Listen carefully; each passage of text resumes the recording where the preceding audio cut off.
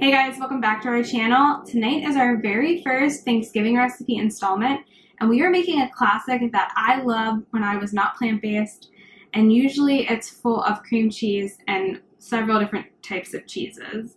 We are making artichoke and spinach dip. Now, I found that this recipe is a really great replacement and still gives you that richness that you kind of crave when you're having an artichoke and spinach dip out at a party or at home. And so this is such a great appetizer to have for Thanksgiving. And it's really simple. This recipe will take you no more than 30 minutes to put together pretty much. And it is delicious. So we have this all times of the year, but I especially love it during the winter holiday months. So perfect for Thanksgiving or Christmas or any holiday you celebrate or any family function. And it's still really, really healthy for you. So we'll get started with the ingredients. I have half a cup of raw cashews, 1 cup of an unsweetened non-dairy milk, 1 teaspoon of lemon juice, 1 teaspoon of apple cider vinegar, 3 tablespoons of tapioca starch. Don't change this variation. This is what's going to give you that like nice stretch when you do it. I've also seen it as tapioca flour. So at your store, just double check. 3 tablespoons of nutritional yeast, 1 tablespoon of garlic powder, 1 tablespoon of onion powder, and 1 tablespoon of a white miso. We also are going to do 1 can of artichoke hearts.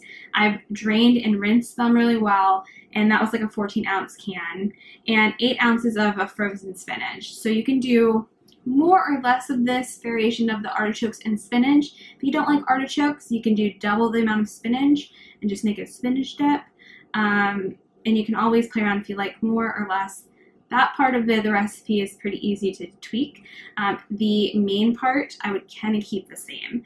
So if you're going to switch out the cashews for beans, let me know if it works. A white bean would probably work best, but we always use half a cup of cashews. That's kind of my high limit when we do recipes, and I just find that it makes it kind of creamy and delicious. That something extra I'm looking for. Not that white beans don't make stuff creamy and delicious, they do, but I've never experimented with that with this recipe, so I can't say if it'll work or not.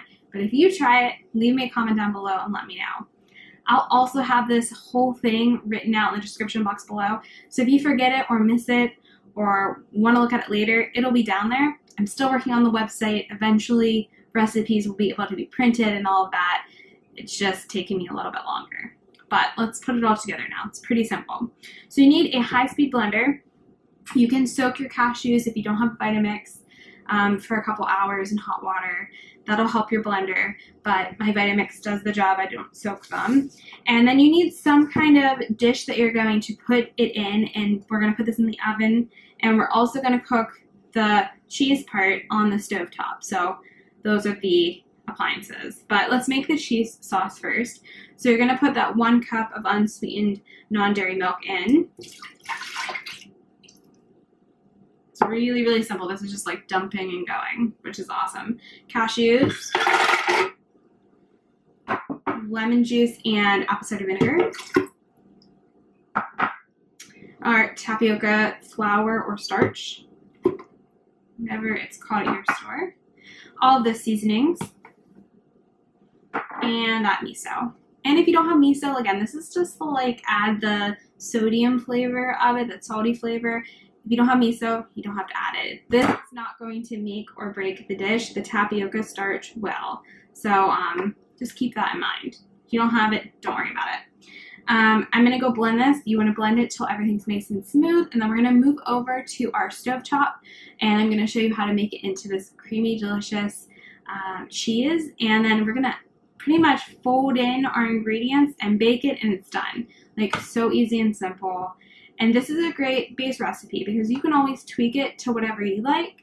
You can add some spicy hot red pepper flakes if you want it to be more spicy. You can add different seasonings.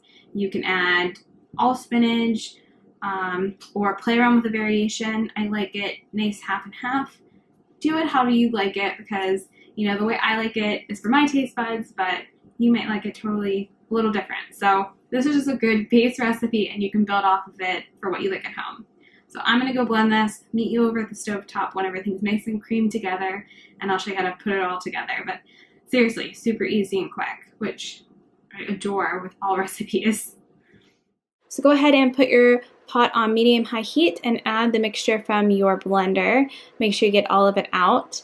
And what you want to do with this is we're going to whisk it constantly. It's probably going to take around 3 minutes to be done. So it's really fast, but you really want to make sure that you have a whisk ready to go and that you are standing there not forgetting about this, because this will burn so easily. What I do is I just pour it quickly, grab a whisk, and start going. And you just want to make sure that nothing sticks to the bottom. You'll start feeling kind of a resistance, and you'll have to scrape it side to side and back and forth. It really gets nice and gooey, like almost like a mozzarella cheese.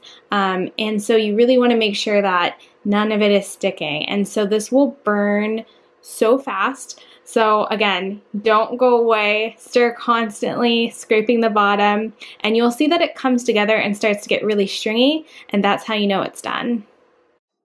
So the real thing is just after it starts to come together and get nice and thick, you can remove it. It should only take like less than 5 minutes. You just want to stir constantly so it doesn't really stick to the bottom. It will burn if you stop stirring it. So there's a fine line to kind of getting the trick, but you'll see it like becomes really stretchy and gooey. It's ready. So you can move it to whatever dish you're going to cook it in.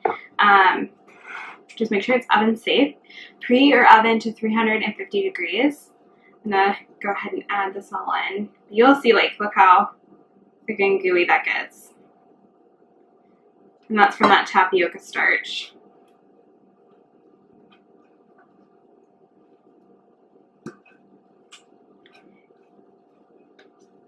Looks so good. So this is probably the hardest part, is just making sure you get it all out.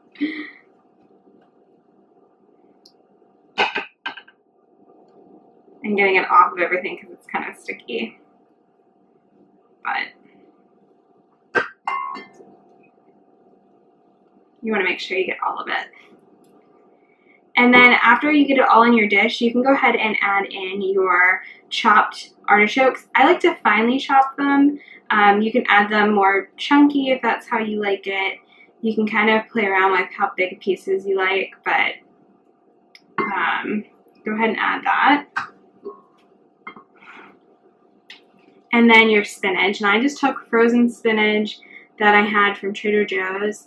If you get the block spinach, you might have to drain out all the water, but this spinach that comes chopped from Trader Joe's is pretty easy. I just take it straight from the freezer and put it in.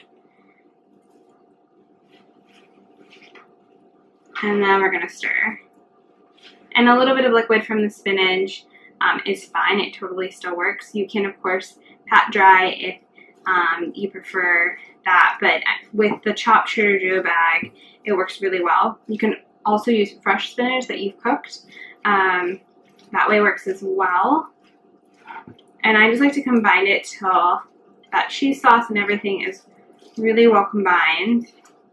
Once you have everything well combined, you can go ahead and add it to your oven, 350 degrees for 20 minutes, and then we're going to set it on broil for 1 minute just to get nice and brown on top. But it is so good and simple and easy.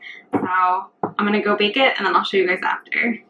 Hot spinach artichoke dip just came out of our oven, and I love to pair this with vegetables. You could do like a whole wheat matzo cracker.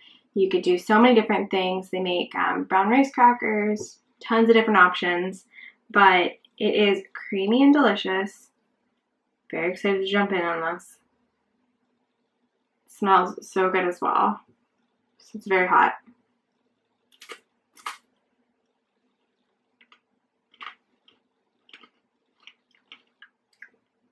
It's creamy. I love the artichokes in it and the spinach, and all those flavors are really, really nice. So I'm going to go enjoy myself some artichoke dip. I have a whole bunch of it. I'll be set. But I hope you guys make this for your holiday. Leave me a comment if you make it, if you do anything different, if you like the recipe. Make sure you're subscribed so you don't miss any videos. I come out with videos every Wednesday and Sunday. And we're going to be doing the whole month of November will be Thanksgiving. And so I'm so excited to have you as part of our community. And I'll see you very soon in the next one. Thanks so much for watching. Bye.